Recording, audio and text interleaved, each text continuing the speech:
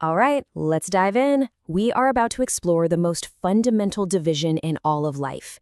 It's this one beautifully simple rule that sorts every living thing, from a blade of grass to you and me, into one of two major teams.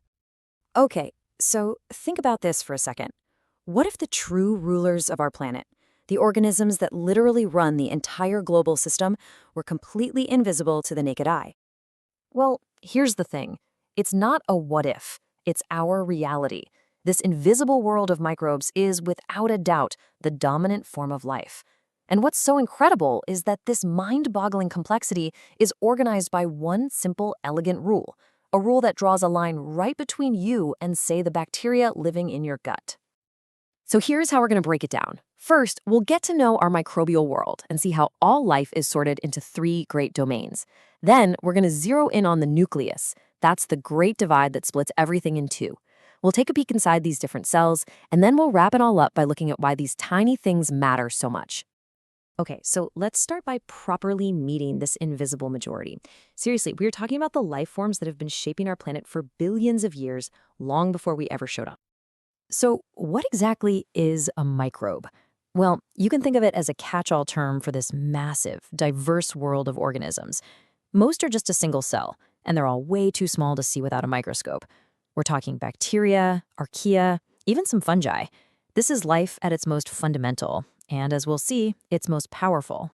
You know, our understanding of this world didn't just happen overnight. It took centuries of discovery. It really started back in the 17th century, with Leeuwenhoek getting the first glimpse of bacteria through a simple lens. Then you had Pasteur, who proved life doesn't just, poof, appear from nowhere. After that, Robert Koch gave us the tools to actually grow and study these things one by one. But the real game changer was in the 20th century, when we discovered a whole new domain of life, the Archaea, and got the power of DNA tools. That just blew the doors off everything we thought we knew. And all those discoveries led us to a totally new way of looking at life's family tree, a tree that's organized into three great domains. Turns out, every single living thing you can think of fits into one of these three groups: bacteria, archaea, or eukarya. All of them evolved from a single common ancestor billions of years ago. Now, bacteria and archaea are made up entirely of microbes. But that third domain, eukarya, well, that includes things like fungi, plants, and yep, that includes us. Okay, now we're getting to the main event. Even though there are three domains, we can actually slice all of life into just two major groups. And it all comes down to one simple but absolutely profound difference in how their cells are built.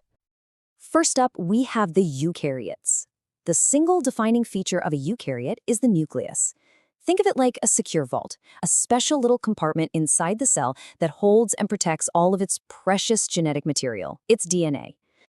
And on the other side of that great divide, we have the prokaryotes. The name actually gives it away. Pro means before, and karyon means nucleus. So these are the cells that came before the nucleus. There's no vault here. Their DNA isn't neatly tucked away. It's just floating around freely inside the cell's main living space, the cytoplasm. So how do our three domains fit into this? It's so simple, it's beautiful. The bacteria and the archaea domains, they're both prokaryotes. And the eukarya domain, that's all of us eukaryotes. So from the tiniest fungus to the biggest blue whale, if its cells have a nucleus, it's a eukaryote. And that, of course, includes you. Okay, let's zoom in and go a little deeper. What does this difference, having a nucleus or not, actually mean for how these cells live their lives? The best way to think about it is like a tale of a studio apartment versus a sprawling mansion. So a prokaryotic cell is like this super efficient, open-plan studio apartment. Everything it needs is all right there in one room. The DNA, the protein-making machinery, the energy production, it's all happening together. A eukaryotic cell, on the other hand, is a mansion. It's got all these specialized rooms, what we call organelles, for different jobs. The nucleus is like the master office with the blueprints, the mitochondria are the power plants, and so on. It's a lot more compartmentalized. And let's see how that plays out in practice. In prokaryotes, as you can see, the genetic material is just a simple, circular loop floating around. But in eukaryotes, it's organized into multiple, complex chromosomes, all safely inside the nucleus. This changes everything. When it's time to divide, a prokaryote just splits in two. It's a simple process called binary fission. Eukaryotes have to go through the complex, carefully choreographed dance of mitosis. Even making energy is different. The studio apartment does it right on its outer wall, the cell membrane, while the mansion has those dedicated power plants, the mitochondria. And these differences go right down to the tiny machines inside the cells. Take ribosomes. Those are the little factories that build proteins.